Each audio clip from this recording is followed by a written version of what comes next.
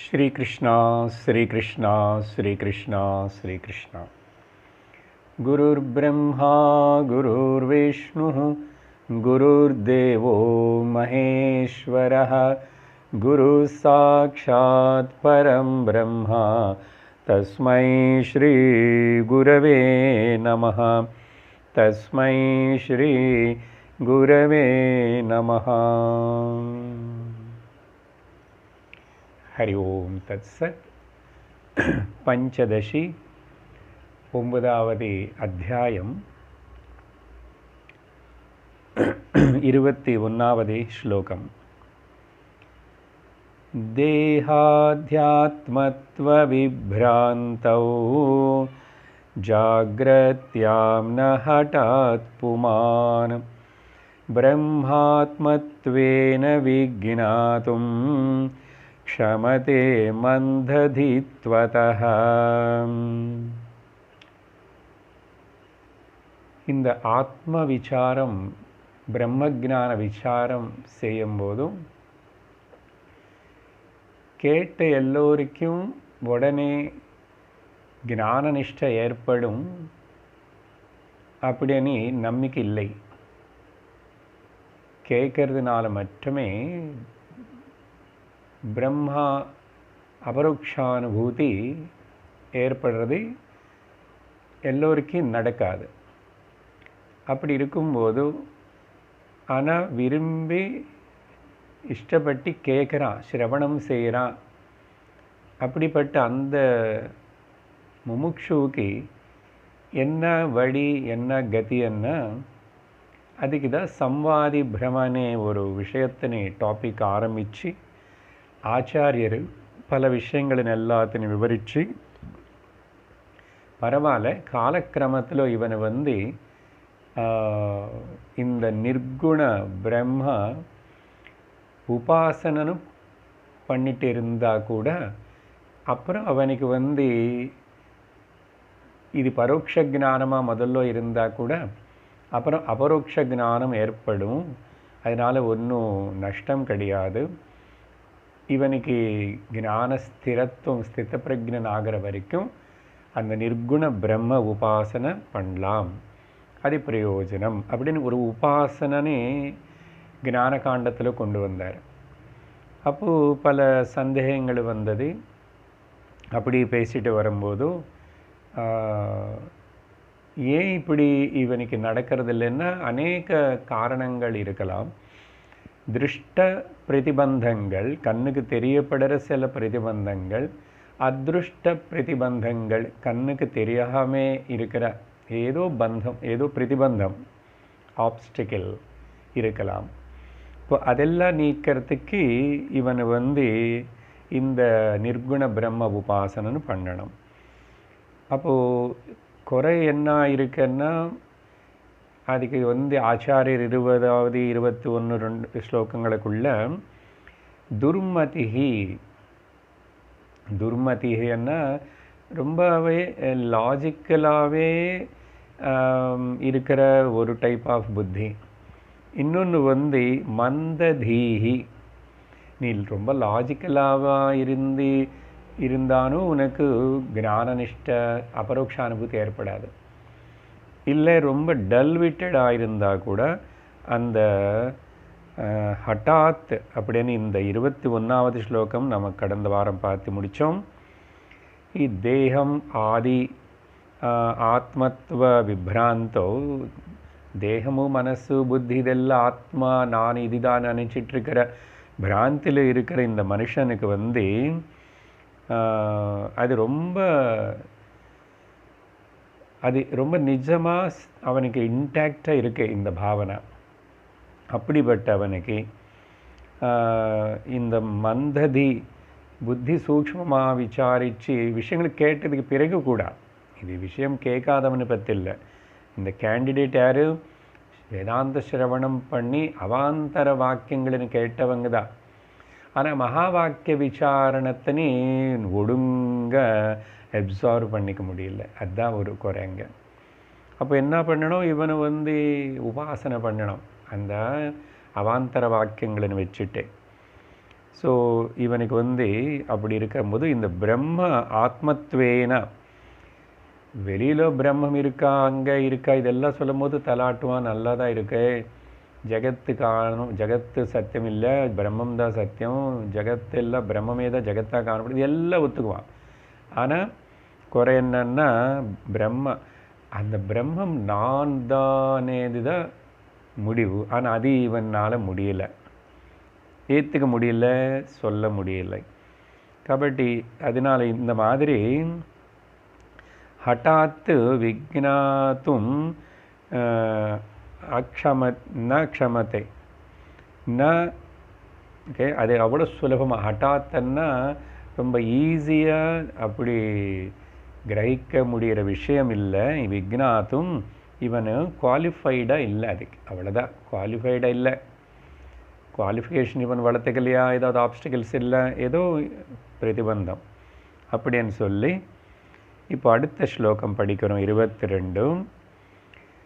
பிரம்மமாத்திரம் சுவிக்னேயம் ஸ்ரத்தாலோ சாஸ்திரதர்ஷினः அபரோக்ஷத்வைத புத்திः பரோக்ஷாத்வைத புத்தியனுத்.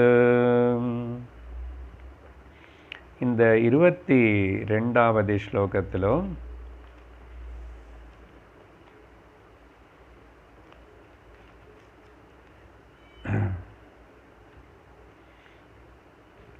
என்ன சொல்கிறாருன்னா,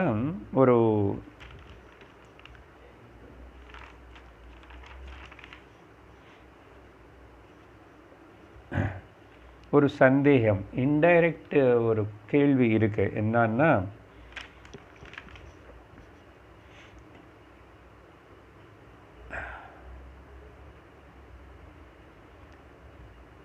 தேகாத்ம பாவம் இவனுக்கு இருக்குதுன்னு இப்போ 21வது ஸ்லோகத்தில் சொல்லிட்டீங்க நீங்கள், ஓ ஆச்சாரியா. அப்படின்னா என்ன, தேகாத்மன துவைத பாவம், நானும் பல தேகங்களும், நான் வேறு அவங்க எல்லாரும் வேறு, இப்படிப்பட்ட துவைத பாவம் இருக்கின்றது. இந்த தேகாத்ம துவைத பாவம் நமக்கு இப்போது எப்படி இருக்குன்னா, ரொம்ப பிரத்யக்ஷமாக கச்சிதமாக அது நிஜம் என்ன எனக்கு அனுபவப்படுறதே, பிரத்யக்ஷமாக இந்திரிய கோச்சரமாக இருக்கே. அப்போது இது அபரோக்ஷமாக ஞானமாக இருக்குது. இது தேகாத்மம் துவைத்தம் అనేది அபரோக்ஷ ஞானமாக இருக்குது இங்கே அனுபவத்தில். அப்புறம் எப்படி அப்படிப்பட்ட அவனுக்கு தான் பிரம்மமனே பரோட்ச ஞானம் பிரயோஜனப்படும்? நீங்கள் என்ன பேசிகிட்டு இருக்கீங்க, பரோட்ச ஞானம் பிரம்மன் பற்றி தெரிஞ்சுக்கன்னா அது பிரயோஜனம், அதையும் ஞானமே தான், ஆனால் அது பரோட்சமாக இருக்கு அப்படின்னு சொன்னீங்க. அப்படின்னா துவைத்தமாக இருக்கிறது என்னமோ நேர பிரத்யக்ஷமாக தெரிகிறது. அந்த அத்வைத பிரம்மவனே ஞானம் வந்து தெரியலை, பரோட்சமாக இருக்கு. அது எப்படி பரோட்ச ஞானம் இங்கே ஏற்படும்? ஏன்னா இவனுக்கு பிரத்யக்ஷமாக இது இருக்கும்போதும் அதில் பரோட்ச ஞானம் பற்றி தேவைன்னா அது எப்படி ஏற்படும் அப்படின்னு சொல்லிட்டு, இது ரெண்டும் கான்ட்ரடிக்டரியாக இருக்கே, இது ரெண்டும் ஆப்போசிட்டாக இடிச்சுக்கிற மாதிரி இருக்கு அப்படின்னு பூர்வபக்ஷி கேட்குறான். கேள்வி புரிஞ்சுதா? நம்ம கூட அனுபவத்தில் இருக்கிறது, அனுபவம் தானே பிரத்யக்ஷம் என்றோம், இதுதான் அபரோக்ஷமாக இருக்குது. அண்ட் அபரோக்ஷம்னா நாட் இன்டைரக்ட், டைரெக்டாக எனக்கு தெரியறது, தேகம் தெரியறது, அடுத்தவங்களுக்கு தேகம் தெரியறது, ஜெகத் தெரியுது. ஸோ தேகாத்மபாவம் ரொம்ப ஸ்ட்ராங்காக, இந்த துவைத பாவம் தான் பிரத்யக்ஷமாக இருக்கு. நீங்கள் போய் பிரம்மம் అనేది பரோட்ச ஞானமாக இவனுக்கு இருக்கை பண்ணுறீங்க. அது எப்படி ரெண்டு ஞானம் ஒரே ஆளுக்கு இருக்க முடியும்? பிரத்யக்ஷமும் பரோட்சமும் ரெண்டு எப்படி இருக்க முடியும்னு கேள்வி கேட்குறான். அப்போது அதுக்கு ஆச்சாரியர் வந்து இல்லை ரெண்டு சேர்ந்து இருக்கலாம், அதில் ஒரு கான்ட்ரடிக்ஷனு கிடையாது.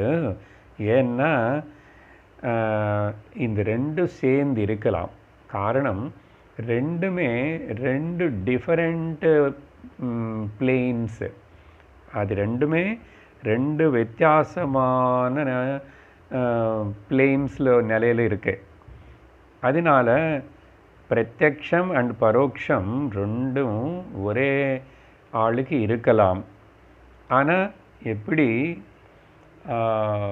வியாவகாரிக சத்தியம் இஸ் டிஃப்ரெண்ட் பிளேன் அண்ட் பிராதிபாசிக சத்தியம் டிஃப்ரெண்ட் பிளேன்னு சொல்கிறோமா நினைவு கனவு பற்றி சொல்லும்போது, அந்த மாதிரி அது ரெண்டுமே இருக்கு. ஆனால் அது அங்கே இருக்கு, இது இங்கே இருக்கு. கனவுலோ கனவு தான் இருக்கு, நினைவுலோ நினைவு தான் இருக்கு.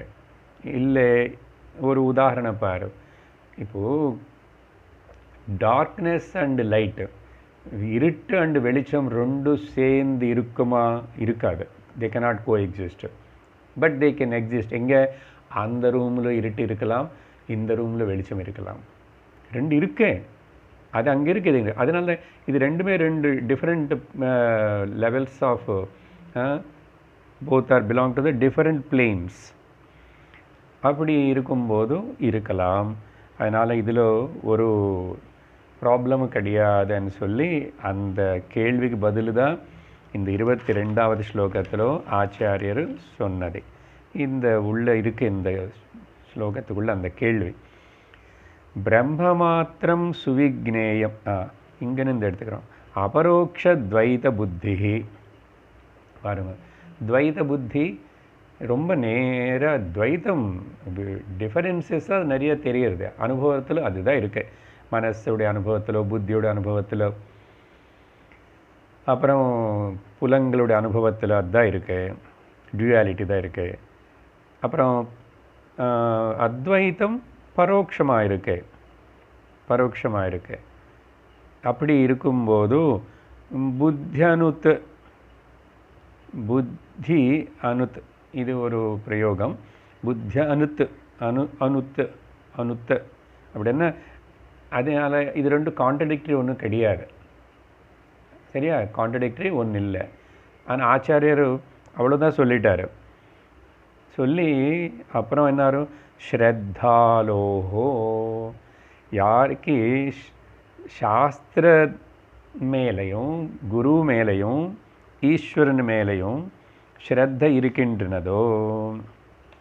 ஓகே, ஸ்ரத்தாலோஹோ சாஸ்திரதர்ஷினா, சாஸ்திரத்து மேலே யாருக்கு அந்த ஸ்ரத்த இருக்கிறதோ, சாஸ்திரம் உடைய சப்த பிரமாணத்து மேலே. சரியா? அது சப்த பிரமாணம். நீ என்ன சொன்ன? பிரத்யக்ஷ பிரமாணம் கண்கள் எல்லாம் இங்கே பார்க்குறது, மனசுக்கு தெரியறதான்னு நீ சொன்ன.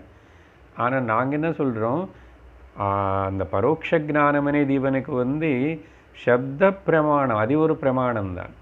உண்மையாக வேதாந்தத்தில் நமக்கு உபயோகப்படுறது சாஸ்திரம் అనేది அதுதான் பிரபல பிரமாணம், சாஸ்திர பிரமாணம், சப்த பிரமாணம். அதனால் இந்திரியங்களுக்கு காட்டுறதெல்லாம் கூட பொய்யான பிரமாணம். அது எப்பாவது மாறும், உபமானமாவது, அது பிரத்யக்ஷமாவது, இல்லை அது கம்பேரிசன் ஆவது, ஓகே, சிமிலி ஆவது, ஏதாவது கூட அது நிச்சயம் சாஸ்வதம் கிடையாது, அது ஏமார்த்தம். அப்போ அது எப்படி பிரமாணம்னு சொல்லுவேன்? மாதிரி கண்கள் காணல் நீர் காட்டுறது. இப்போ மனசோ ஒத்துக்கலை, அது என்ன பண்ணுறது? மனசோ கனவுன்னு காட்டுறது. அதுக்கப்புறம் நினைவுக்கு வந்ததுக்கப்புறம் இந்த பிரத்யக்ஷமாக நீ சொல்கிற இந்த புலங்கள் இதெல்லாம் அந்த கனவுன்னு ஒத்துக்கிறது இல்லை. கனவு ஏதோ போயிடுச்சு, எதுக்கு போயிடுச்சோ, எங்கே போயிடுச்சோ, அது எதுவுமே சம்பந்தம் இல்லை, அது மாதிரி இருக்குல்ல. அதனால இங்கே யாருக்கு சாஸ்திர மேலே நம்பிக்கை இருக்கின்றதுன்னு ஸ்ரத்தா, அவங்க மாத்திரம் அப்படிப்பட்டவங்களுக்கு மட்டும்தான் பிரம்ம சுவிக்னேயம். அதனால் முதல்ல நீ அந்த மாதிரி சந்தேகம் வச்சுக்காது. இது ரெண்டு எப்படி கோ எக்ஸிஸ்ட் ஆகும்? அபரோக்ஷ ஜானமும் துவைத்தமாக இருக்கு, பரோட்ச ஜானமும் அத்வைத்தம் இருக்கு. அப்படி எப்படி ரெண்டு சேருமன்னா இருக்கு. இது நீ இந்த லெவலில் பாஹ்யமான பிரமாணங்கள்னு பற்றி சொல்லும்போது இது ஒரு லெவல் வேறு, இந்த பிளெயின் வேறு. சப்த பிரமாணம்னு சொல்லும்போது அதோட பிளெயின் வேறு. அதனால் இதோ வெளிச்சம் ஒரு ரூமில் இருக்கு, இருட்டு இந்த ரூமில் இருக்குது, ரெண்டுமே இருக்குல்ல, அந்த மாதிரி இருக்கலாம்.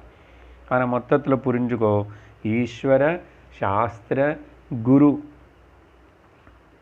அவங்களுக்கு ஸ்ரத்தை இருக்கிறவங்களுக்கு, நம்பிக்கை இருக்கிறவங்களுக்கு இந்த விஷயம் கஷ்டம் ஒன்றும் கிடையாது அப்படின்னு சொல்லி 22வது ஸ்லோகத்தில் சொல்லி, அப்புறம் இந்த உதாரணத்தின் இந்த விஷயத்தினை 23வது ஸ்லோகத்தில்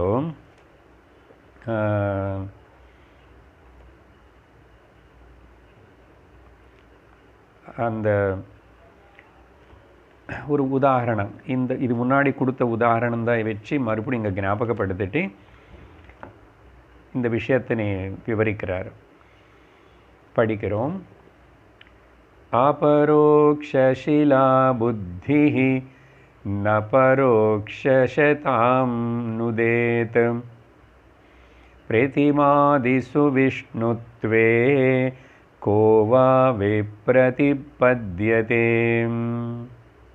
ஞாபகம் வந்துச்சோ? 2-3 ஸ்லோகங்களுக்கு முன்னாடி நம்ம பார்த்தோம், சிவலிங்கம்னு சிவன் நினச்சிக்கிறது அந்த நர்மதா நதியில் கிடைக்கிற கல் கருப்பு, அதே மாதிரி கண்டகி நதியில் கிடைக்கிற அந்த சாலக்கிராமத்தின் விஷ்ணுவை நினச்சிக்கிறது. அப்படி பண்ணுறோமே, அங்கே ரெண்டுமே இருக்குல்ல. என்னது? அபரோக்ஷ சிலா புத்தி. ஓகே, அபரோக்ஷ சிலா புத்தி அப்படின்னா சைத்தன்யமில்லாத அந்த சிலை, கல்லாகட்டும் அது மண்ணாகட்டும், அதில் அபரோக்ஷ சிலா புத்தி, அது நல்ல டைரக்டாக எனக்கு தெரியறது இல்லையா? நீ சொன்ன இல்லையா, நேராக கண்களுக்கு தெரியுது. ஆமாம், கண்களுக்கு தெரியறது தான் கல், சிலா புத்தி. ஆனால் அந்த சிலனை பார்க்கும்போது, அந்த சாலக்கிராமம் பார்க்கும்போது பரோக்ஷ ஈஷதாம் நுதேத், பரோக்ஷ ஈஷதாம். ஆனால் பரோட்சமாக இருக்கிற, ஓகே,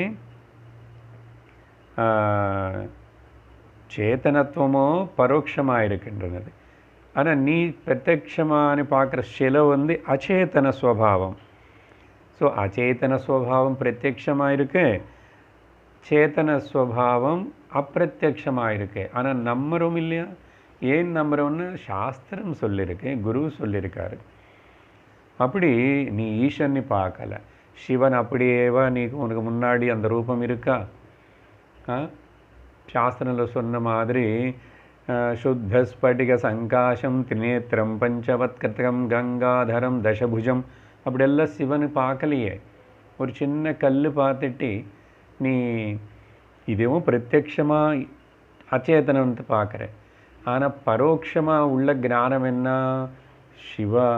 சிவனேதப்பு சைத்தன்யம்.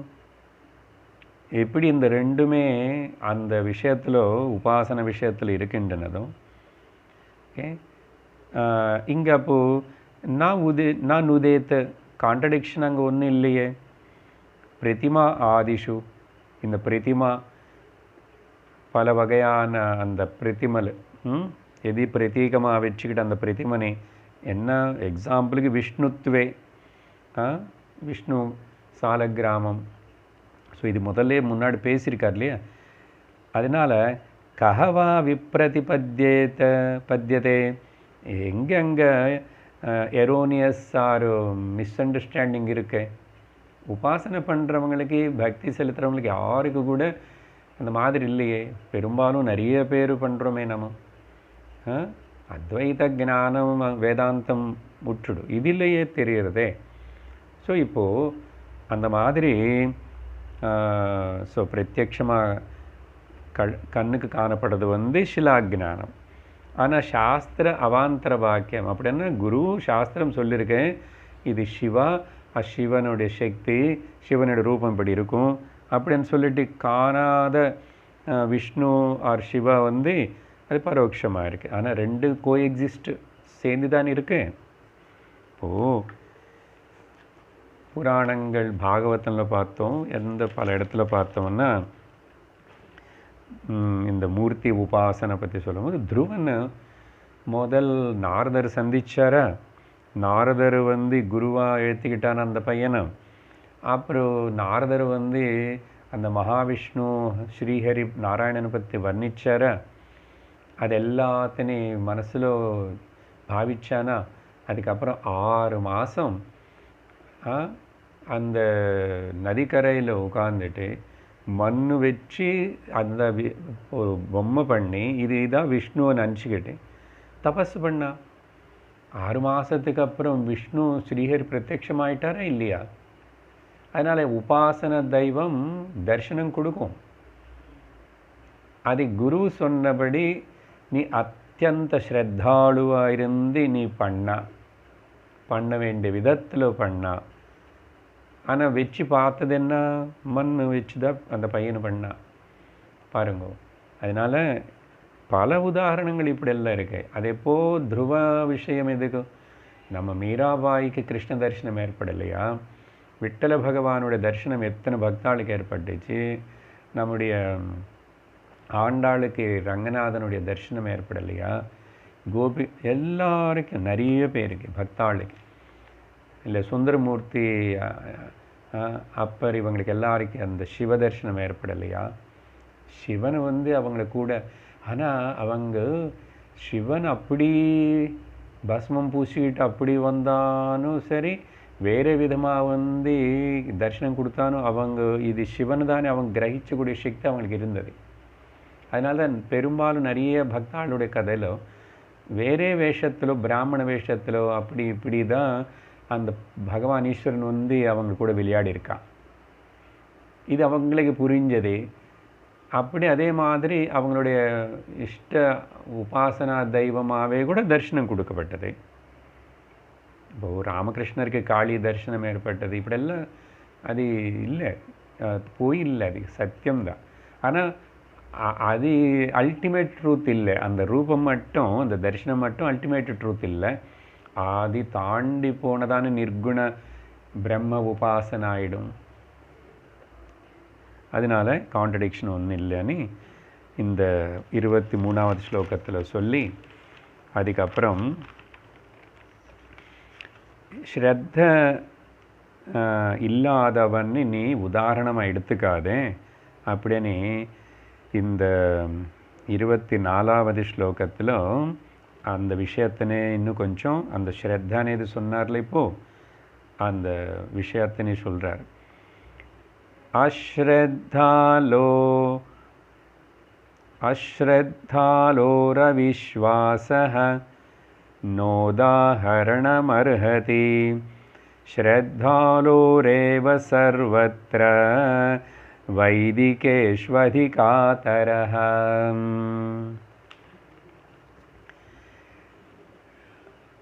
எல்லா வைதிக கர்மங்கள் வேதத்துக்கு சம்பந்தப்பட்ட, நமக்கு வேதந்த பிரமாணம். அந்த வேதத்தினி நம்புறவங்களுக்கு தான் பேசும் சாஸ்திரம், குருவாகுது. ஸோ எல்லாம் எந்த வைதிக விஷயம் எடுத்துக்கிட்டால் கூட, அது கர்மகாண்டம் எடுத்துக்கிட்டாலும் உபாசன காண்டம் எடுத்துக்கிட்டாலும் இல்லை வேதாந்தம் அந்த பாகம் எடுத்துக்கிட்டால் கூட, அந்த அதிகாரி யாருன்னு பார்த்தா பல இடத்துல அடிக்கடிக்கு மறுபடியும் என்ன சொல்லணும்னா, யாருக்கு இது மேலே நம்பிக்கை இருக்கின்றனதோ ஸ்ரத்தாவான் லபதே ஞானம். ஓகே, பகவான் கிருஷ்ணர் கீதையிலும் ஸ்ரத்தையா, ஸ்ரத்த மட்டுமே. அப்போது ஸ்ரத்த இருக்கிறவனுக்கு மட்டும்தான் இந்த எல்லா வைதிக வேத விஷயம்லன்னு சாஸ்திரம் சொல்கிறது. அதனால் கர்மகாண்டம் முழுசாக கூட ஸ்ரத்த மேலே தான் ஆதாரப்பட்டிருக்கு. அப்போது இந்த விஷயம் இங்கே ஸ்லோகத்தில் சொல்கிறாரு. அஸ்ரத்தாலோஹோ, ஸ்ரத்த இல்லாதவனுக்கு, இப்போ இந்த பரோட்ச ஜானம்னு சொல்கிறோம், அதானே பேசிகிட்டு இருக்கிறோம். இப்போது இன்னும் அபரோக்ஷ ஜானம் விஷயம் பற்றி பேசலைன்னா அது இவனுக்கு எட்டலை. அப்படிப்பட்ட நடுவில் இருக்கிற நிறைய ஸ்டூடெண்ட்ஸுக்கு இந்த பக்கமே வராதவங்களும் விட்டுடும். வந்தவங்களும் பெரும்பாலும் யாரும் கொஞ்சம் பேர் மட்டும்தான் அந்த ஞான நிஷ்டல் எஸ்டாப்ளிஷ் ஆகிறாங்களா. இப்போ மாதிரி இந்த நடுவில் இருக்கிற நிறைய பேர்னு எப்படி கரையேற்றுறது, அவங்களுக்காக தான் இந்த பேச்செல்லாம் கூட. ஸோ அஸ்ரத்தாலோஹோ ಶ್ರದ್ಧೆ ಇಲ್ಲದವನಿಗೆ ಅವಿಶ್ವಾಸ ನಂಬಿಕೆ ಫೇತ್ இல்லாதவனை உதாரணம் ந அர்ஹதி. நாம் அவங்களனே ஃபிட்டி இன்ஸ்ட்ருமெண்ட்டை உதாரணமாக எடுத்துக்க முடியாது நீ, சரியா? அதனால் சர்வத்திர வைதிகேஷு ஸ்ரத்தாலோஹோ ஏவ அதிகாரத்தः. எந்த சாஸ்திரத்திலோ எங்கே நீங்கள் பார்த்தா கூட இந்த ஸ்ரத்த అనేది ரொம்ப முக்கியம்னு சொல்லி ரொம்ப எம்ஃபசைஸ் பண்ணி சொல்லப்பட்டது. அப்படி எல்லா வைதிகேஷு அப்படின்னு அந்த ஸ்ரத்த விஷயம் முக்கியமாக எம்ஃபசைஸ் பண்ணி இந்த ஸ்லோகத்தில் சொன்னார். அப்போது நம்ம புரிஞ்சுக்கணும், நம்ம இப்போது எந்த நிலையில் இருக்கிறோமோ எப்படி இருந்தாலும் சரி, அந்த ஈஸ்வர வாக்கியம், ஈஸ்வரனுடைய ஸ்வரூபமான அந்த வேதம், இந்த வேத விஷயங்களையும் சொல்லிக் கொடுக்குற குரு, இதுதான் இப்படி தான் சம்பிரதாயமாக அனுசரித்து எத்தனையோ பேர் கரையேறிட்டாங்க. அதனால் நமக்கு எப்படிப்பட்ட கஷ்டம் இருந்தாலும் எப்படிப்பட்ட பிரதிபந்தம் இருந்தால் கூட ஸ்ரத்த விடக்கூடாது. நம்ம ஸ்ரத்த ஒருக்காகவும் ஸ்ரத்தలో கிராக் வரக்கூடாது, லூஸ்னஸ் வரக்கூடாது. அதுதான் பகவான்கிட்ட ஒரு பிரார்த்தனை வச்சுக்கணும். ஈஸ்வரனுக்கிட்ட, பகவானே உன் மேலே உன்னுடைய வாக்கியங்களான சாஸ்திரம் மேலே, அது எனக்கு சொல்லி கொடுக்கறதுக்கு கிடைச்ச அந்த குரு மேலே என்னுடைய ஸ்ரத்த ஒருக்காகவும் ஒரு இம்மி கூட இறங்கக்கூடாது, இன்னும் பலமாகணும் தவிரன்னு பிரார்த்திச்சுக்கணும். அதுக்கப்புறம் இந்த ஸ்ரத்தா விஷயத்தினே, ஸோ பரோட்ச ஞானத்துக்கு ஸ்ரத்த எப்படி உபயோகப்படுமோ தெரியுமா? அஸ்ரத்தா அவனுக்கு சொல்லலை சாஸ்திரம், அவன் விட்டுடும். இப்போ 25 அந்த ஸ்ரத்த விஷயத்தினே மறுபடியும் பரோட்ச ஞானத்துக்கு இது எப்படி உபயோகப்படும்? சக்ருதாப்தோதேசேன பரோட்ச ஞானமுத்பவேத் விஷ்ணுமூர்த்யுபதேசோ ஹி நமீமாம்சாமபேக்ஷதே. ரொம்ப இன்ட்ரெஸ்டிங் பாயிண்ட் ஒன்று ரெண்டு வரப்போகிறது. இப்போது என்னன்னா, இந்த பரோட்ச ஞானத்துக்கு ஸ்ரத்தா అనేది ரொம்ப உபயோகப்படும். சக்ருத்தன்னா ஒரே ஒரு வாட்டி கேட்டால் கூட ஆப்த உபதேசேன குருனால் சொல்லப்பட்ட அந்த ஆப்தன் அவாந்தர வாக்கியங்கள். அவாந்தர வாக்கியங்கள்னா பிரம்மமுடைய லக்ஷண வாக்கியங்கள், இதெல்லாம் பலதெல்லாம் பேசி சொல்லும்போதும் அது ஒரு வாட்டி கேட்டாவே ஓகே. இப்போது தொடர்ந்து ஒரு டெக்ஸ்டாவது ஒழுங்காக கேட்டு உங்களுக்கு எல்லாருக்கும் நல்லாவே புரிஞ்சிச்சு விஷயம் என்ன சொல்கிறதுன்னு, நமக்கு பரோட்சமாக புரிஞ்சிச்சு. பரோட்ச ஞானம் உத்பவேத், பரோட்ச ஞானம் ஏற்பட்டுச்சா இல்லையா? You have the knowledge of the Brahman இல்லையா? பிரம்மனுடைய ஸ்வரூபம் லக்ஷணங்கள் எத்தனையோ சொல்லப்பட்டது. பகவத்கீதையில் கேட்டோம், தத்துவபோதத்தில் கேட்டோம், ஆத்மபோதத்தில் கேட்டோம், பஞ்ச பாகவதத்தில் கேட்டோம்.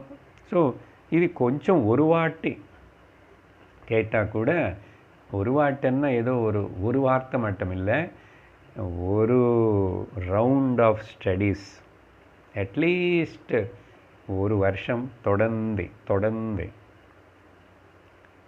அப்படி 2-3 வருஷம் ஆகுது. ஸோ ஒரு வாட்டி அப்படி குருக்கிட்ட இந்த உபதேசம், ஆப்த உபதேசம்னு அர்த்தம் இன்ஸ்ட்ரக்ஷன்ஸ் ஃப்ரம் த டீச்சர் ஆறு அவாந்தர வாக்கியம். பரோட்ச ஞானம் ஏற்படுறது இல்லையா? அதே மாதிரி சட்டன்லி ஏற்படுது. அதே உதாரணத்தில் பாரு, முந்தாவது சொன்ன உதாரணம் விஷ்ணுமூர்த்தி உபதேச. அதே மாதிரி இதோப்பா இந்த சாலக்கிராமம் கண்டகி நதி ரிவரில் கிடைக்கிறது. இது விஷ்ணுடைய ரூபம், விஷ்ணுவே தான் இது. அப்படியானே விஷ்ணுமூர்த்தி உபதேச, அந்த மூர்த்தி உபாசனான்னு பற்றி அந்த விஷயம் பற்றி குரு எப்படி சொல்லுவார்? சாஸ்திரம்ல சொன்னதே சொல்லுவார்.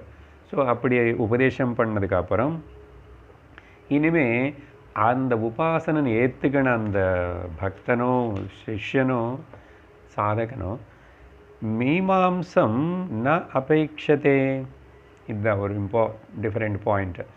அதுக்கப்புறம் discussion, enquiry, how and why అనేది தேவையில்லை, கேட்க வேண்டியதில்லை. ஜஸ்ட் நம்பி பண்ணணும். அதுதான் ஸ்ரத்தன்னு முதல்ல சொல்லிட்டார். இப்போ பார்த்தீங்களா, மீமாம்சன்னு சொன்னால் அதுக்கப்புறம் விசாரணை, லாஜிக்கல் அண்ட் டிஸ்கஷனு எதுவுமே தேவையில்லை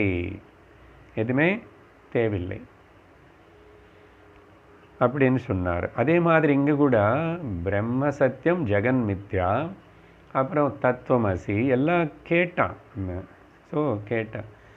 ஆனால் இப்போ என்னன்னா அது எஸ்டாப்ளிஷ் ஆகலை. அகம் பிரம்மாஸ்மி అనేది கூட கேட்டிருக்கான். கேட்கறது தானே சாஸ்திரத்தில் சொல்லியிருக்கேன். அகம் பிரம்மாஸ்மி எத்தனை வாட்டி சொல்லியிருக்கோம், பேசியிருக்கோம். அதையும் சொல்லுவான்.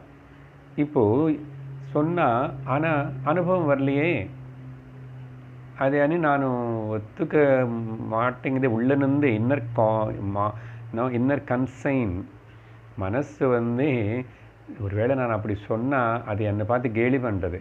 மூஞ்சிப்பார், நீயா பிரம்மமா, யோசிச்சுப்பார், ரொம்பவே வேடிக்கை இருக்கே அது உள்ளிருந்து அது என்னமோ இன்னொருத்தர் யாரோ பேசும்.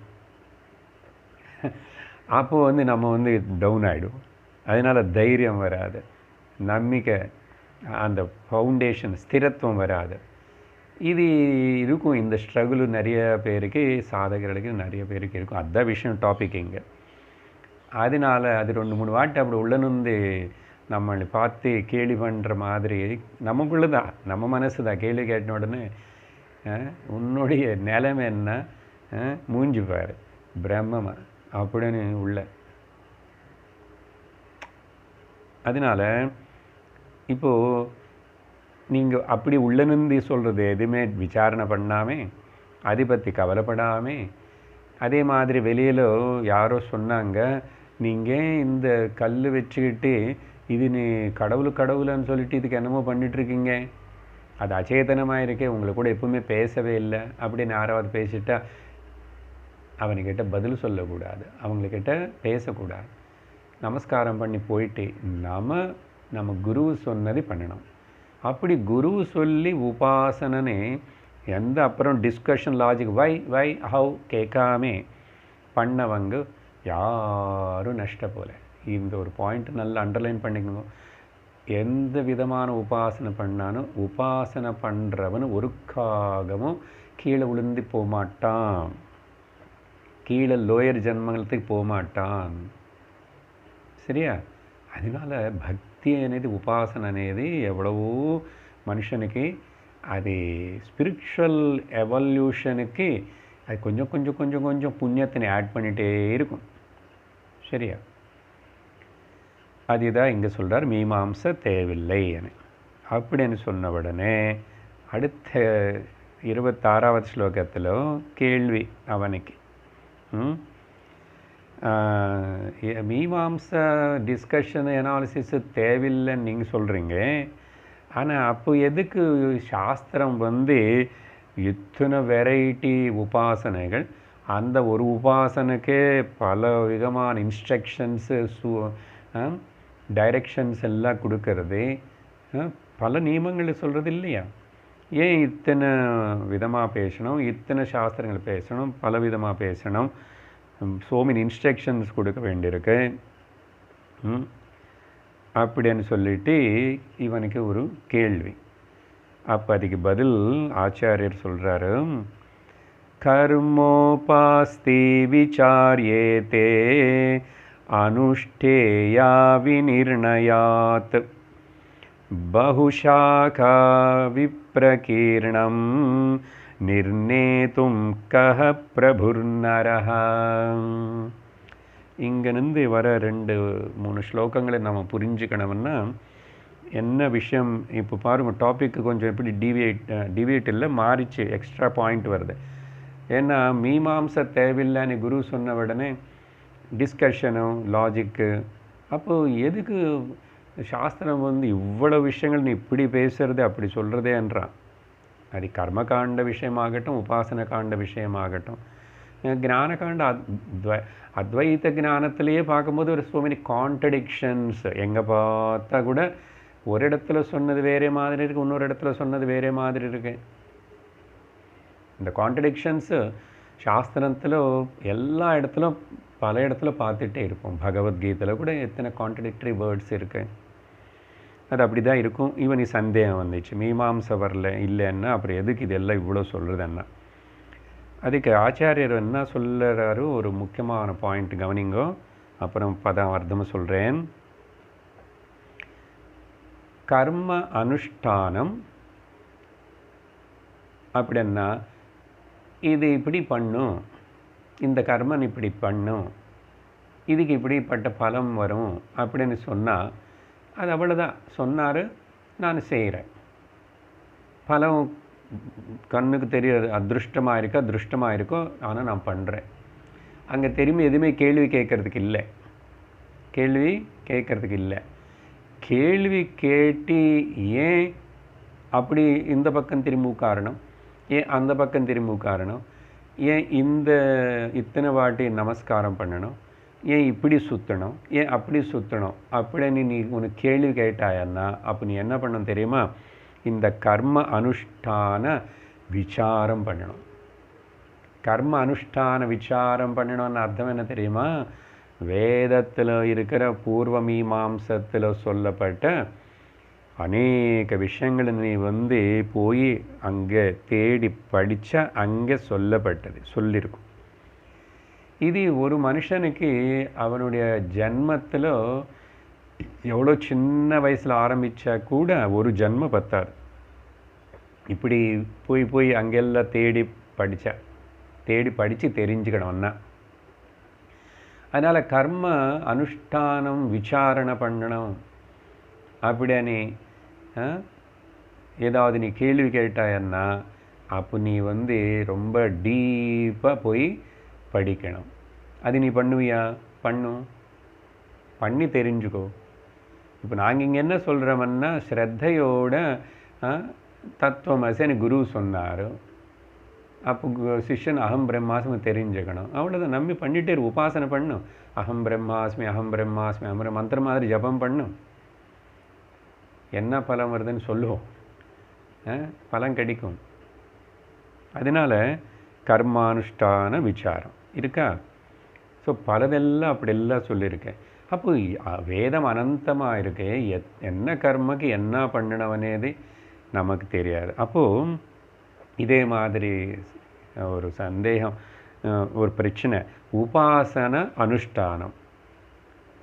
உபாசனம் இதோ இந்த சால உபாசன அஸ்மின் ஹரித்ரா பிம்பே, அந்த மஞ்சள் வச்சு செஞ்ச அந்த உருண்டை ஸ்ரீ கணேசம் தியாயாமி, அப்புறம் அக்ஷதான் சமர்ப்பயாமி, குங்குமான் சமர்ப்பயாமி, சமர்ப்பிச்சு ஆச்சாரியர் சொன்னார், வாத்தியார். அப்போது இது என்ன மஞ்சளில் போய் எப்படி கணபதினை பாவிச்சுக்கணும், ஏன் அக்ஷதை மட்டும் போடணும், ஏன் குங்குமம் மட்டும் போடணும்? இந்த உபாசனை கூட நீ உபாசனை அனுஷ்டான விசாரணை பண்ணணும்னா you have to go to the again depth of the shastra karma. அந்த உபாசனை காண்டில் போய் தேடணும். எங்கே போய் அந்த கடலில் எங்கே தேடி என்ன பண்ணுவேன்? ஸோ அதனால் இந்த பிரச்சனை இருக்கிறதுனால அதுக்கு அது பார்த்து படித்து தெரிஞ்சுக்கிட்டு அதில் விஷயத்தினை எடுத்துக்கிட்டு சொல்கிற ருஷிகள் ஆச்சாரியர்கள் சொன்னதை அனுசரி, அவ்வளோதான். இல்லைன்னா இதுலேயே பல பிரச்சனைகள் இருக்கு. ஒருத்தர் சொல்லுவான், இந்த பண்டிகை எங்கள் ஊரில் எந்த பக்கம் 3 நாள் பண்ணுவாங்க.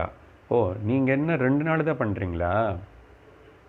இல்லை, எங்கள் ஊரில் கிருஷ்ணாஷ்டமி அடுத்த நாள் நடத்துவான். இப்படி சிவராத்திரி மாறும், ஹனுமத் ஜெயந்தி மாறும். இதெல்லாம் இது நீங்கள் ஆராய்ச்சி பண்ணி விசேஷனை பண்ணி அதில் நீ அது பண்ணுறதுக்கு பதிலாக அங்கே என்ன பண்ணுறாங்களோ என்ன சொன்னாங்களோ அது பண்ணு, அவ்வளோதான். உனக்கு வேண்டியது பலம் புண்ணியம் வரும். இல்லைன்னா இது முடிவே இல்லை. இதுதானே பேதங்கள் பார்க்குறோம். அதனால் இது வச்சு கன்ஃபியூஸ் பண்ணிக்கூடாது. அப்போது அதை பற்றி ஏன் தெரியாத சொல்லணும். இப்போ சொன்னால் உனக்கு புரியறதுக்கு டைம் இல்லை, நீயா விசாரணை பண்ணி படிக்கணுமன்னா உனக்கு ஜன்மங்கள் தேவைப்படுறது. அப்போ எதுக்கு நீ சிரமப்படணும்? ஸோ இந்த விஷயத்தை நீங்கள் ஞாபகம் வச்சுக்கிட்டு இப்போ இங்கே பார்த்தோம்னா ஆச்சாரியர் என்ன சொல்கிறாரு, அனுஷ்டேய அவிநிர்ணயாத். அனுஷ்டேய இப்போ இந்த இதொரு கர்மகாண்ட ரிச்சுவல்ஸ் ஆகுது, இல்லை உபாசன காண்ட தியான பிரக்கிரிகளாவது, அதெல்லாமே சொன்னபடி அனுஷ்டேய வர்த்தி ஆஃப் ப்ராக்டிஸிங். அப்படியெல்லாம் ப்ராக்டிஸ் பண்ணும்போது உனக்கு நல்ல பிரயோஜனம் ஏற்படும், ஒன்றும் நஷ்டம் கிடையாது. ஓகே, ஏன்னா இல்லைன்னா நீ அவிநிர்ணயாத் உனக்கு பூர்ணமாக அதோடைய ஞானம் உனக்கு விசாரணை பண்ணி உனக்கிட்ட இல்லை. கர்ம உபாஸ்தி 2 வார்த்தைகள் இது.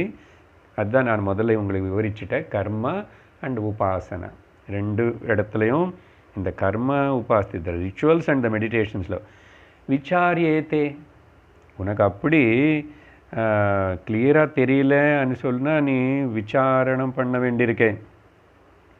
ஆனால் ஆல்ரெடி ருஷிகளும் ஆச்சாரியர்கள் ரெடிமேடாக பண்ணி வச்சுருக்காங்க.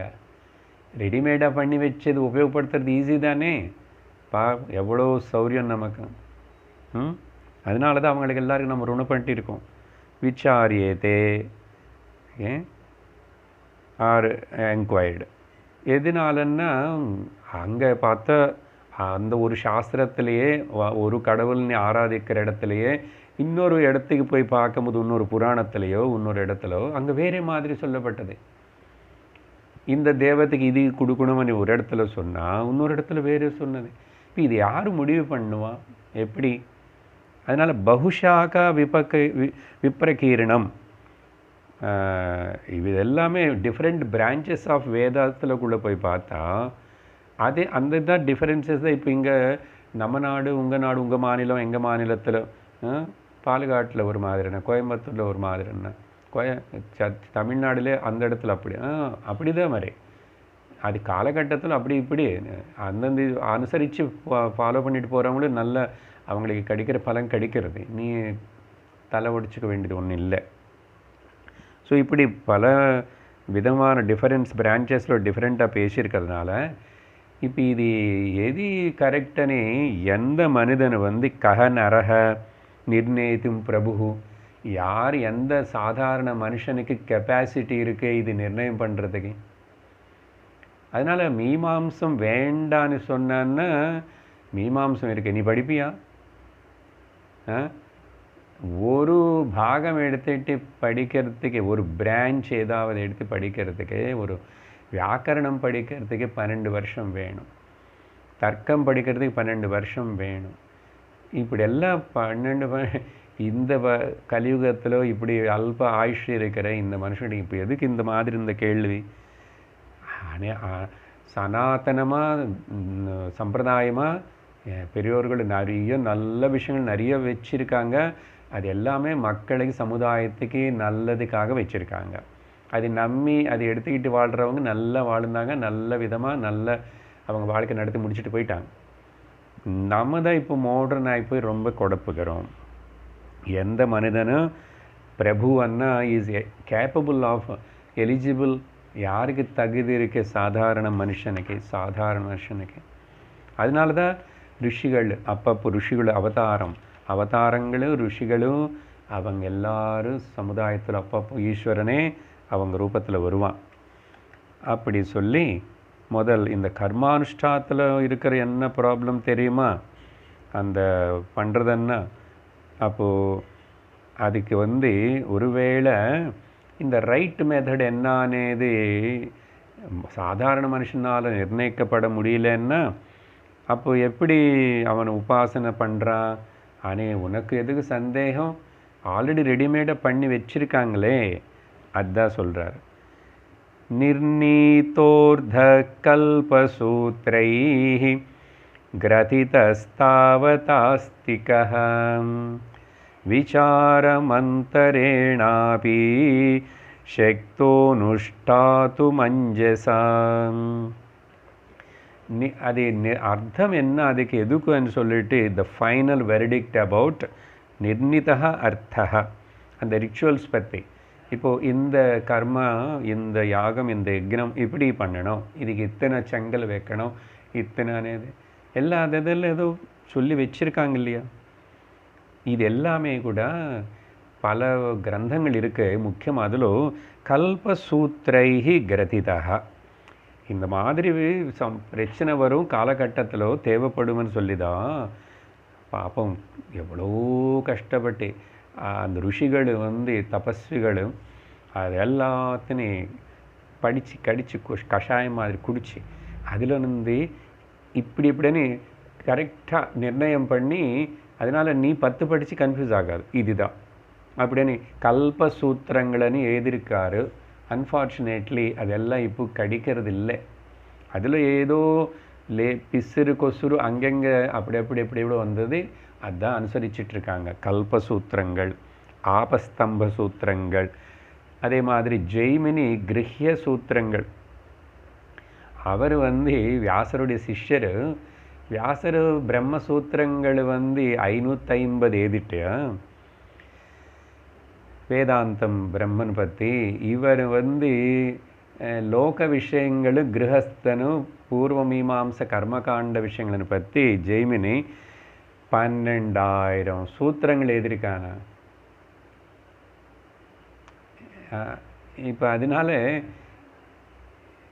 அது எல்லாத்தையும் ரொம்ப நம்பிக்கை, ஸ்ரத்தா அதோட நீ பண்ணு, சரியா. ஸோ கல்பசூத்திரங்கள் போய் படிக்கணும், அதிலிருந்து எடுத்துக்கணும். ஸோ அந்த அப்போ எப்படி உபாசனை எப்படி கர்மகாண்ட பண்ணுவான்னா, இதோ கல்பசூத்திராஸ் இருக்குது.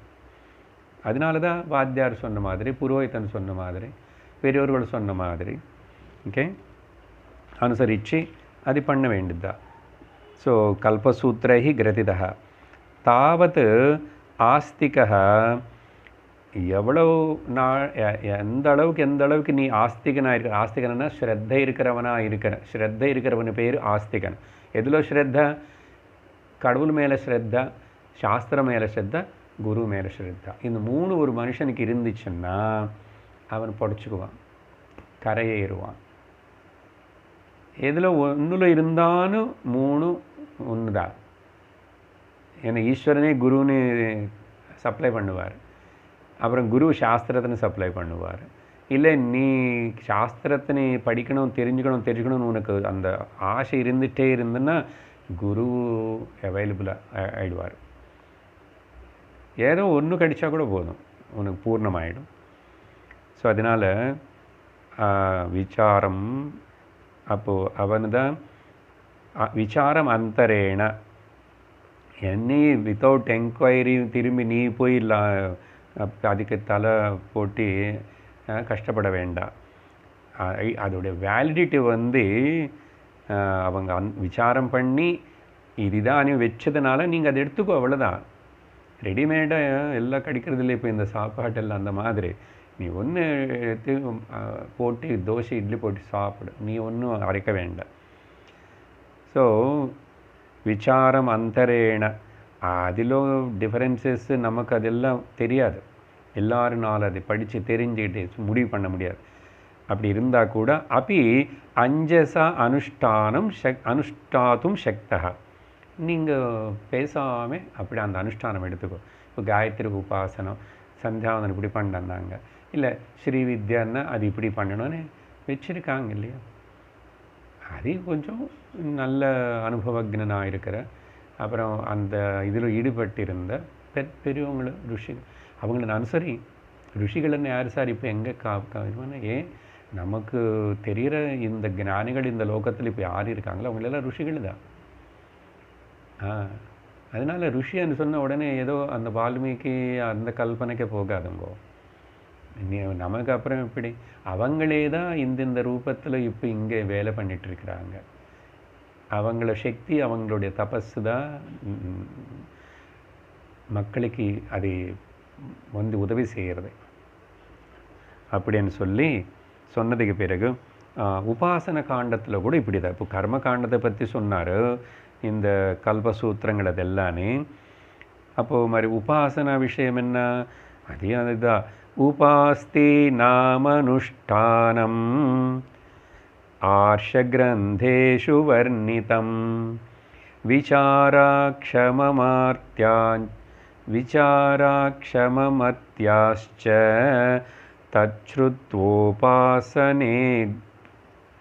தச்ருத்வோபாசதே குரோஹோ.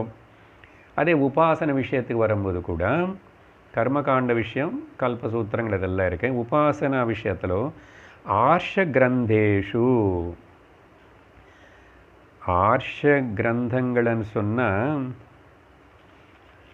இங்கே ருஷிகளினால் இந்த உபாசன அனுஷ்டானம் பற்றி கூட இப்போது சாலக்கிராமம் விஷ்ணு, அது யார் சொன்னால், ஏன் இப்படியெல்லாம் நீ கேட்டாச்சுன்னா உனக்கு வாழ்க்கை முடிஞ்சுடும், தவிர உனக்கு பிரயோஜனம் ஒன்றும் இல்லை. எப்படின்னா நீ படி, அப்போ விசாரணை பண்ணு, எல்லாம் விட்டுட்டு போய் உட்காந்து அந்த புஸ்தகங்கள் எல்லாம் எடுத்துகிட்டு அந்த சொல்லிக் கொடுக்குற குரு దగ్గర போய் படி. ஸோ பெரியோர்கள் குரு ஸ்தானத்தில் இருக்கிறவங்க, அப்படிப்பட்ட குருவு கிடைக்கல அப்படி இல்லைன்னா, இப்போது எல்லோரு வீட்டில் நமக்கு அதனால தான் குலதெய்வம், அந்த குலதெய்வம் అనేది எல்லாருக்கும் இருக்கு. அநேக ஜெனரேஷன்ஸாக அந்த தெய்வத்தினை வழிபட்டுட்டு வந்தவங்க அப்படி எல்லாம் இருக்காங்க. இந்த மாதிரி எல்லாம் இதெல்லாமே. ஸோ இங்கே முக்கியமாக ஆர்ஷ கிரந்தங்கள்னா, ஆர்ஷ பரம்பரைன்னா ருஷி பரம்பரா, ஆர்ஷ வித்யா குருகுலம், அந்த மாதிரி ருஷி கிரந்தங்கள். கிரந்தங்கள்னா என்ன, புஸ்தகங்கள் ஏது வச்சுருக்காங்களோ அப்படி என்ன பிரிண்ட் பண்ணி அப்படியெல்லாம் கிடையாதுல்ல. முதல்ல சொல்லிதான் ஆர்ஷ வாக்கியங்கள், அந்த ருஷிகளோட வாயிலிருந்து வந்த வாக்கியங்கள். அப்படி அது எல்லாமே உபாஸ்தீனாம். இந்த பல பல டிஃப்ரெண்ட் உபாசனை செய்கிற எத்தனை வகையான உபாசனைகள், எத்தனை தேவதைகள், வைதிக தேவதைகள் எத்தனை இருக்கு. அனுஷ்டானம் வர்ணித்தும், அது அதில் கரெக்டாக எப்படி அனுஷ்டானம் பண்ணுறதுன்னு விவரிச்சிருக்கேன். நீங்கள் யாருக்கிட்ட பேசாமல் குரு, அந்த குருஸ்தானத்திலேருந்து யார் அதனை உனக்கு சொல்லி கொடுத்துட்டு உபதேசம் பண்ண முடியறதோ அந்த அனுஷ்டானத்தின், அந்த உபாசன தேவத்தனை விஷயம் பற்றி அவங்கக்கிட்ட தெரிஞ்சுக்கோ. அப்படியெல்லாம் எனக்கு ஒரு குரு கிடைக்கல, உபாசனா இதெல்லாம் சொல்கிறதுக்கு என்ன. ஏன் உங்கள் வீட்டில் உனக்கு சின்ன வயசுலேருந்து அம்மா அப்பா என்ன கடவுள் ஆராதிக்கிறாரு என்னன்னு இருக்குல்ல, அது பண்ணுறியா? அது மேலே ஸ்ரத்தையாக பண்ணுறியா? காலையில் சாயங்காலம் பண்ணுறியா? அப்போ இதெல்லாம் பண்ணாமல் நீ ஸ்பெஷலாக ஏதாவது பண்ணணும்னா போய் தேடு, குரு கிடைக்கணும். இல்லை பகவான் பிரார்த்தி, எனக்கு புரியல, இன்னும் எனக்கு இது விவரமாக எனக்கு ஒரு வழி காட்டுறதுக்கு எனக்கு சரியான விதத்தில் குருவின்னு பிரசாதம் பண்ணுன்னு சொல்லி கடவுள்கிட்ட தினந்தோறும் சொல்லு, காலையில் சாயங்காலம் பேசு. வர்ணிதம். ஸோ விசாரா இப்படி வர்ணிக்கப்பட்டிருக்கு. நீயா விசாரணை பண்ணுற அக்ஷமம், விசார அக்ஷம, நம்ம விசாரணத்தின் பண்ணி செய்ய முடியாத விஷயம், அதை எல்லாரும் செய்ய முடியாது. யாரோ எப்போ யுக புருஷர்கள் அவதாரங்கள் இப்படி ருஷிகள் சொன்னது தான். நிறைய சொல்லி வச்சிருக்கா, நிறைய இருக்கு. அது ஏதோ ஒன்று ஃபாலோ பண்ணாவே போதும், நீ போய் சேருவேன். ஸோ மத்தியாக சாதாரண மக்களும் தச்ச அது அவங்களால பண்ண முடியாதனால ஆர்ஷ கிரந்தங்கள் நிறையா இருக்குது, கல்பசூத்திரங்கள் நிறையா இருக்குது. குருஹோ ஸ்ருத்வா, அந்த குரு சொன்னது கேட்டே உபாசதேஹே, அந்த உபாசனை அழகாக பண்ணும். அதனால் கன்ஃபியூஷன் ஒன்றும் கிடையாது. அதனால் மீமாம்சை வேண்டான்னு சொன்னோம் நாங்கள் இங்கே நிர்குண பிரம்ம உபாசனத்தில்னா தப்பாக புரிஞ்சுக்காது. எல்லாத்துக்கும் இங்கேயும் குரு, இங்கே சாஸ்திரம், அங்கே குரு அங்கே சாஸ்திரம்தான். கர்மகாண்டாவது உபாசன காண்டாவது ஞான காண்டாவது குரு அண்ட் சாஸ்திரம். சாஸ்திரம் இல்லாத குரு பிரயோஜனப்பட மாட்டார், குருவில்லாத சாஸ்திரமும் பிரயோஜனப்படாது. அது ரெண்டும் சேர்ந்துச்சுன்னா அப்பா முடிஞ்சது, பிரயாணம் போய் சேருவோம் அப்படின்னு சொல்லிப்போ 29வது ஸ்லோகத்தில் இந்த டாப்பிக்கனை கன்க்ளூட் பண்ணுறாரு. எந்த டாப்பிக்கு? இந்த அவாந்தர வாக்கியங்கள்னு மட்டும் தெரிஞ்சிருக்கிற இவனை 13வது ஸ்லோகத்தில் தொடங்கி அங்கே இந்த